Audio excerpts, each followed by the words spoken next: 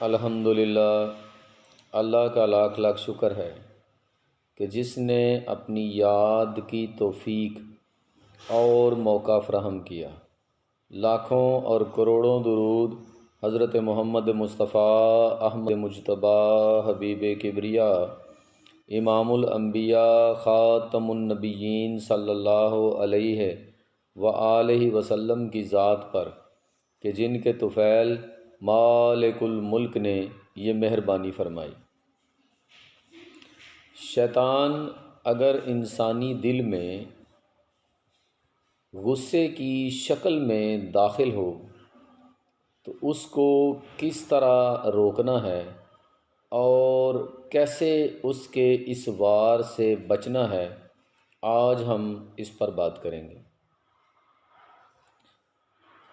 شیطان انسانی دل میں کئی طریقوں سے، کئی قسم کے ہتھیاروں سے، کئی قسم کے وار جو ہیں ان کے ذریعے داخل ہوتا ہے، اور اس کا ایک ہی مقصد ہوتا ہے کہ انسان کو راہ راست سے بھٹکائے اور اچھائی کے راستے سے ہٹا کر برائی کی طرف لے جائے اور اس کا نقصان کرے، دنیا میں بھی اور آخرت میں بھی۔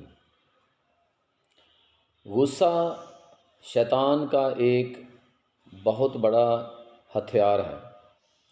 وہ انسانی دل میں غصے کی شکل میں داخل ہو کر انسان سے بہت سی غلطیاں کروا دیتا ہے، جس سے بہت بڑا نقصان ہو سکتا ہے، جانی اور مالی دونوں طرح کا۔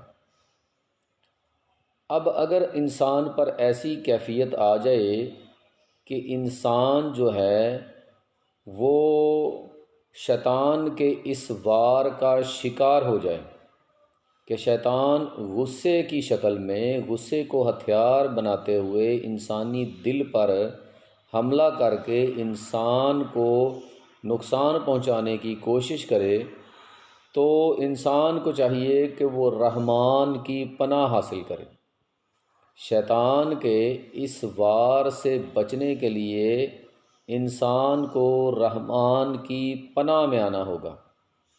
اس کے لیے وہ سورۃ ناس جو ہے اس کی تلاوت کرے اور کوشش کرے کہ شیطان کے اس حملے سے بچنے کے لیے فوراً اللہ کی پناہ تلاش کرے، کیونکہ اللہ ہی کی حاکمیت ہے، اللہ ہی بادشاہ ہے، اللہ ہی مالک ہے، اللہ ہی خالق ہے، اللہ ہی ہے جو اسے اس شیطانی وار سے بچا سکتا ہے۔